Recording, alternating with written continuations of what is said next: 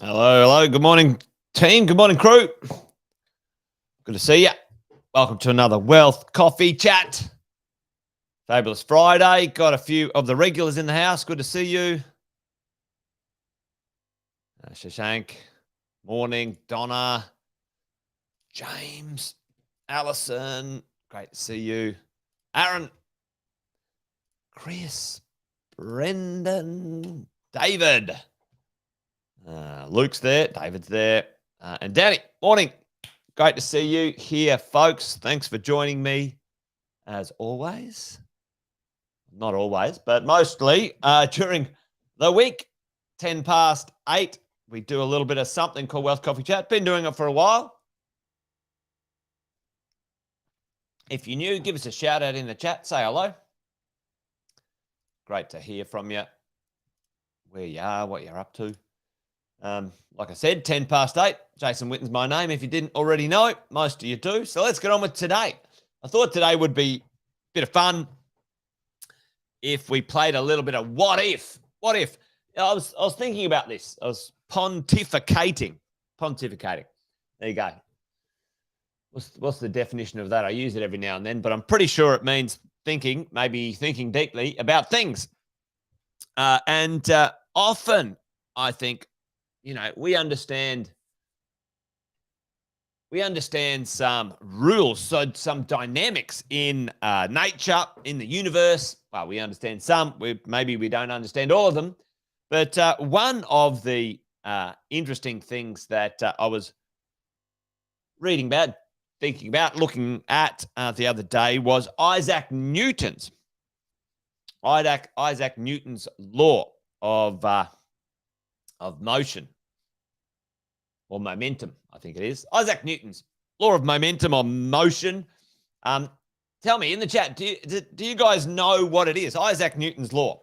Roll with me here. Let's talk about this, because today I want to play a bit of what if something happens, and apply a universal law, a law in nature, a scientific proven law to economics, to behavior, to things. And, I think it'd be pretty handy if some of our politicians learnt some science and understood some things about this sort of stuff. Anyway, we'll have a go. We'll see if we can do it today. Does anyone know Isaac Newton's law? There's a few of them, actually. I think he's got a few there. But tell me, what do you guys know? Do you know it? And if you don't, that's okay. An object will continue in motion until external force is experienced. Yep. I think there's a plenty of description there. I think this is a shortened one. Isaac Newton. For every action, there's an equal and opposite reaction. Okay. Interesting. Let's see if that's exactly Isaac Newton. Hey, Isaac Newton. Here we go. Let's see if that's... have a look at his sayings. Yeah, Isaac Newton's sayings. For every action, there's an opposite and equal reaction. What does that mean? That's what I want to talk about today. To any action, there's always an opposite and equal reaction. In other words, the actions of two bodies upon each other are always equal and always opposite in the opposite direction, blah, blah, blah. All right, let's have a look at that. How does that set us up for our conversation today? Well, I want to play a little bit of what if, and I want to apply this. For every action, there's an equal and opposite reaction. Somewhere else and how governments intervene, how pontificate. Hopefully I'm being dogmatic, Chris. Not pompous, but, you never know. If you don't know me that well, maybe I do sound a bit pompous. But anyway, I'll roll with whatever it works like. Thank you for the definition. There you go. I love that. All right. Equal and opposite reaction. Let's put this in context for today's conversation, because we're property investors, aren't we? But also we're people of the planet, humans. Let's have a look at governments. Let's have a look at governments and they're making decisions, and have a look on the other side here. Right, let's talk about this one. Thankfully, this got canned, but let's have a look. Queensland. The Queensland Premier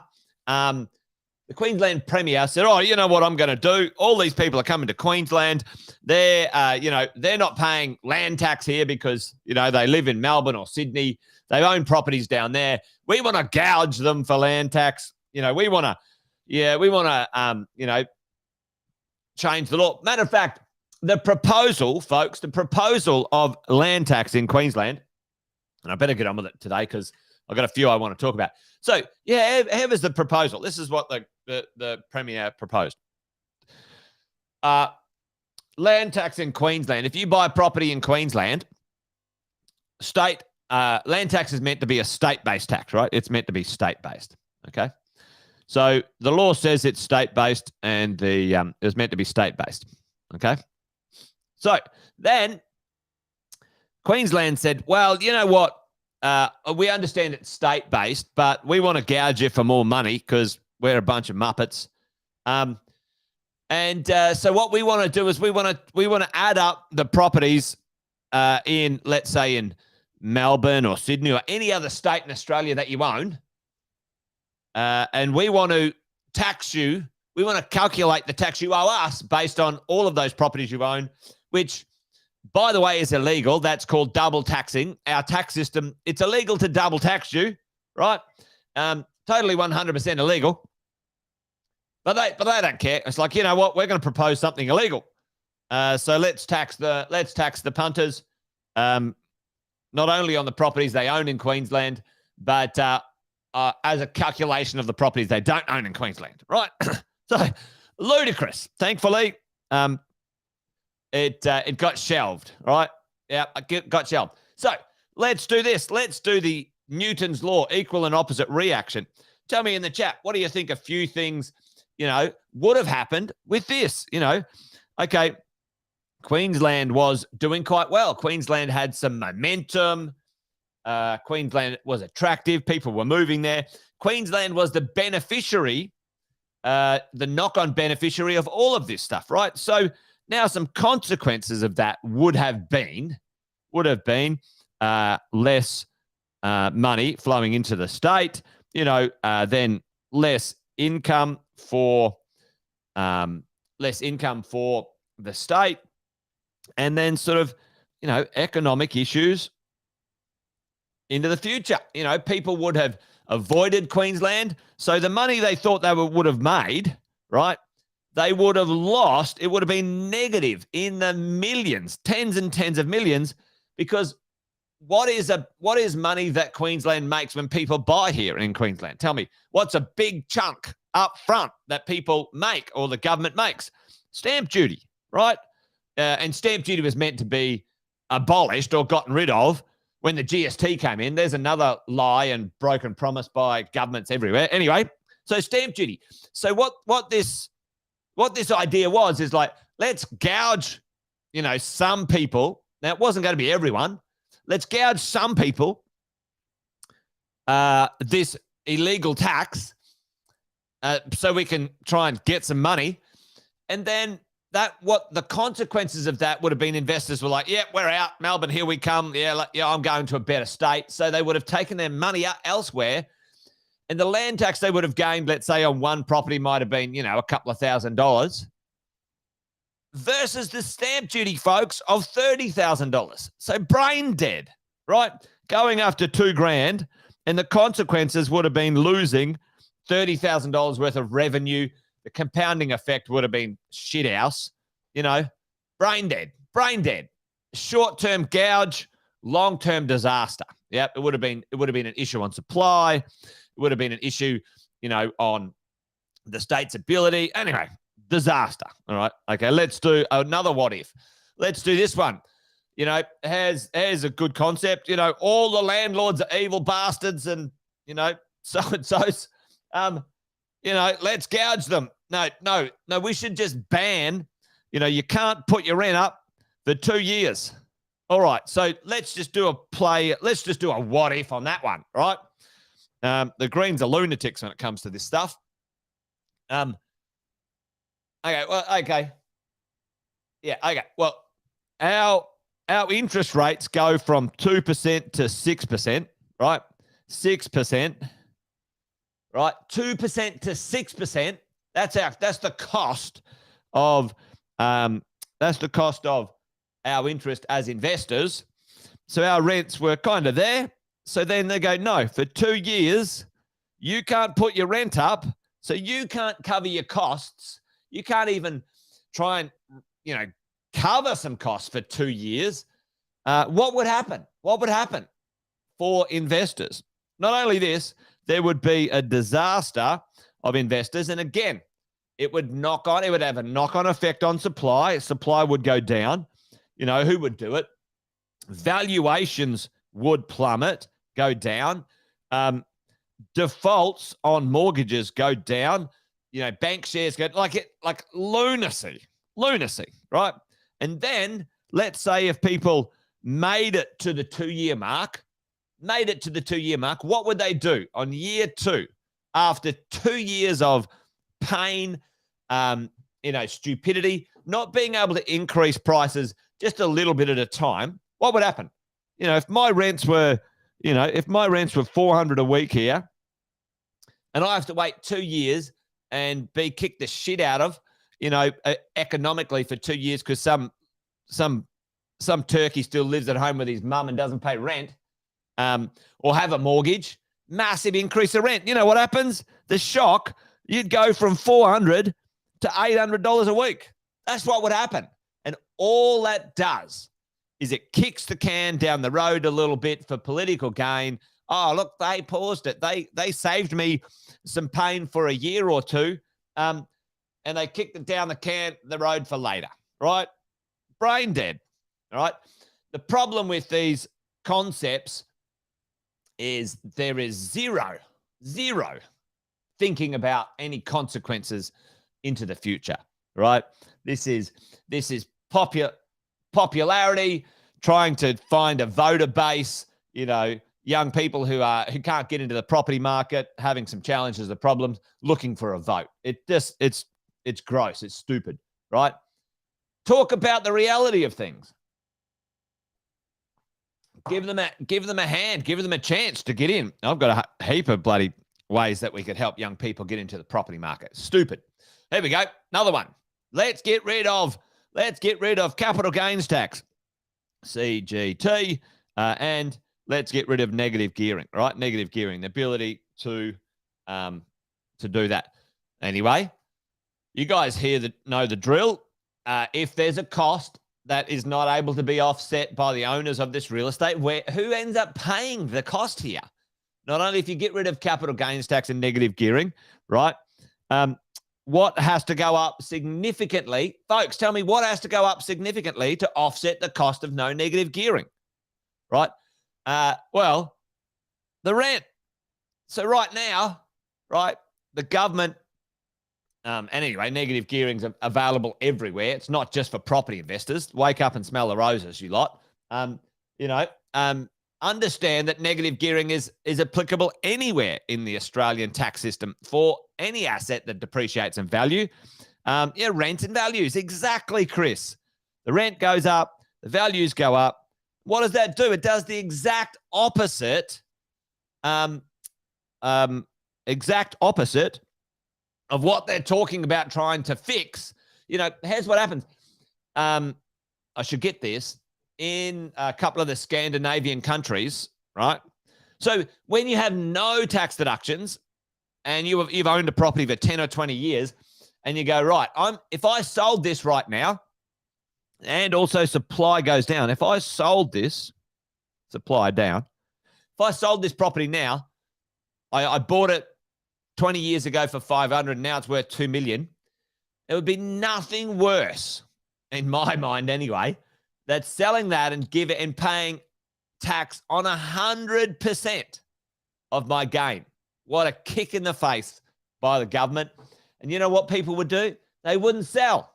Matter of fact, that's probably not a bad idea. Lock that one away, Jason. And it would affect the supply chain. People wouldn't sell, right? The rents would go up to cover the shortfall because, unfortunately, the cost gets passed on to the end user. Brain dead. Absolutely brain dead again. You know, let's keep going. Let's have a chat about this. This is an interesting one. Has a few things in the mix right now. There's a conversation in and around the overseas migration and unlocking some of the labor market testing. So this is a really interesting one, right? So what's happening right now is there's a wage, a certain ceiling, right? There's a certain ceiling. I think it's $57,000, and this is going up, right? There was a certain ceiling on certain visas coming into the country that a temporary visa or not a migration visa. I can't remember what the visa's called. Anyway, if you're coming from somewhere else and you come into Australia, a certain framework about what jobs and, blah, blah, blah, right? So, which was, and I don't know a lot about the history of this, so I'm just talking about some of the consequences here. So, okay, now if we say, all right, they're going to change the threshold, which was restrictive, let's say, and when you look at it, I'm like, oh shit, that should have been changed a long time ago. It's been stuck at 57 or something for like 20 years, right? So again, now they say, all right, well, what are we going to do? We're going to unlock that threshold because we need to attract more people. I'm in agreement with that. We need more people in Australia. So they're going to unlock this threshold, and it's going to go from 57 to 90. Tell me, folks, what happens there? The shock that goes through to let's say, goes to who employs most of these people, small to medium business owners, right? Now,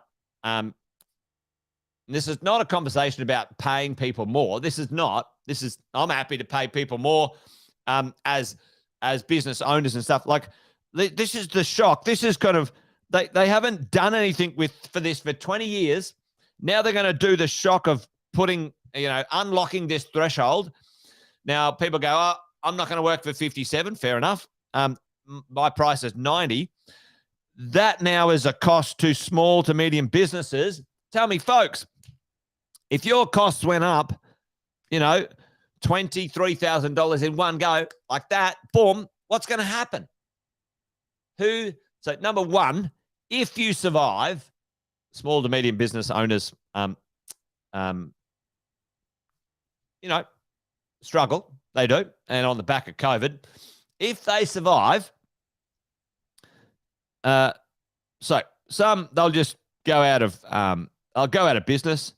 A really good friend of mine owned a really nice cafe right next to my office. Mate, he's out. He's out. He can't run it anymore. It was pretty sad. I went to his last day the other day on Sunday for breakfast. Broke my heart. You can't do it. You can't do it. You can't, put coffee up to $9. Well, you could, but, I'm not going to pay it. You're not going to pay it, right? So they're going to go broke. And then what happens is who's going to foot the bill if they stay in business? Where they're going to pass that on to the customer. And that just fuels what, folks? It fuels inflation. I don't understand. I don't understand what I just don't understand. Aren't we meant to be trying to keep inflation down? Anyway, yep, I'm a bit, a bit on the rant this morning. Yeah, I think it is. I think it's all pent up, Brendan. I think I'd have got to get Andy back on the Wealth, Wine, and Wisdom to release my rants. So there you go, my Friday afternoon release. There's another one. We did a threshold for first home buyers in Sydney. What happened? When you artificially create a threshold, artificially create like a boundary that what happens? You go right up to 1.5 million in Sydney. All of the first home buyers pay, less stamp duty and have less issues. Well, what happens to that price point, folks? What happens to that price point, right? It's artificially stimulated by more buyers in that price point than there is supply. And now 1.5 disappears and everything's 1.6, right? Wake up and smell the roses.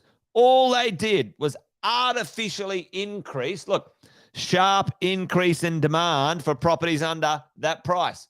So now what happens is, a property that was maybe 1.2, now people put it up to 1.5, right? So they artificially increase either the selling prices or what people will pay.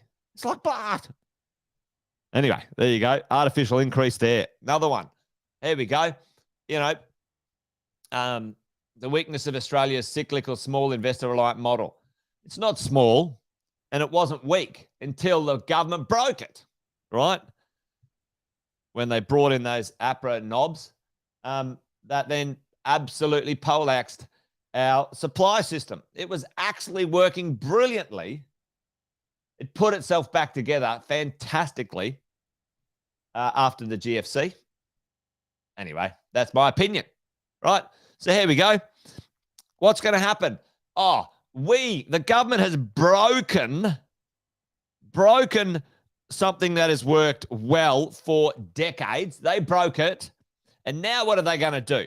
Because they broke it and they should have had a think about it, they're going to go, you know what we're going to do? We're going to allow large conglomerates, large multi-billion-dollar funds to buy all of our sites, and we're going to give them massive tax deductions to do so. So you and me, folks, you and I, we don't get land tax deductions for supplying, properties to the marketplace. No, they're going to give them 50% land tax deductions, right?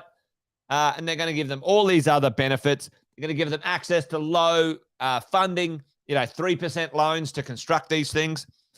So all that's going to happen, what happens? Now those properties, 70% of the development sites in Melbourne purchased in the last 12 months, which is the high density ones, built to rent, folks. What does that do? What does that do to the owner-occupier, high-quality supply chain? It's gone, right? It's over, right? How can that recover? How can our supply chain recover? Anyway, I'm on a rant. Question, what's that going to do? Well, I think that's going to push up rents and push up values of quality stuff. That's what's going to happen, folks. That's what's going to happen. I think I've got more here, but I don't have time. Anyway, I think I better get Fenton back on Wealth, Wine, and Wisdom. Over time a little bit today, but anyway, you guys know the drill, right? You guys understand what I was talking about today. They don't think about the consequences. They don't particularly care. I don't care what party they're in. Listen, they're all the same, unfortunately. Sadly. So for us as property investors, what do we do about this stuff? Well, we need to understand. We need to understand the consequences of decisions and what they might mean to us. Sadly, you know what? Sadly, this is the sad thing. This is the sad thing for people who aren't property investors, the people who are locked out, the people who are, the people who the government and these policies are so-called trying to protect, they actually just make it worse. They make it worse for those people. Most of these policies are going to be fine for me and you when we own our real estate and we know how to manage our buffers and our risk and all that sort of stuff. Anyway, there you go. Anyway, rant over. Friday frantic rant or something. Anyway, there you go, folks. Wealth Coffee Chat over and out. What's the point? What's the whole point of today's conversation? When we hear things going on, we need to, as investors, follow down a logical path and sort of see, well, what's going to happen? Where would it be? What would happen here? So there you go. All right. Hopefully you followed along today. Yeah, awesome, Alison. If you haven't already, I think there's oh yes, perfect, Alison. Rent's up. That's what happens. And good. Well done. Good on you. You're running a business. You're not a charity. This is important for us all to do as we go into it. All right, folks. Well, if you're in Melbourne and you want to go to hang out tonight, we're doing a pretty cool thing at the Iconic in Melbourne. Give your coach a quick email or a call right now and get yourself a ticket. Get along there. Excellent. All right. Brendan. No, I like that one, mate. So, hey, there's Chris is in Tassie. All right. Session on demographic. Yes. The baby boomers tapping out. What's going to happen? The wealthiest demographic Australia's ever seen. What are they going to do with their money? Good one. I'm onto that. Thanks, Brendan. I love it. And effects on regional hubs. Yeah. Yeah, there is that ripple happening, Brendan. All right, great. As Brendan's doing, folks, if there's anything you want me to cover, let me know. I like both of those suggestions, Brendan. Thanks, mate. Awesome stuff. I'll make sure I get onto that. You guys have an awesome weekend, and we'll catch up next week. Wealth Coffee Chat done and dusted. Over and out. Remember, we've got a couple sayings around here. This thing's a marathon, not a sprint. It's going to take time. And buy well, don't sell. That's what we talk about. All right, folks. Have a good one. Thanks for joining. Bye for now.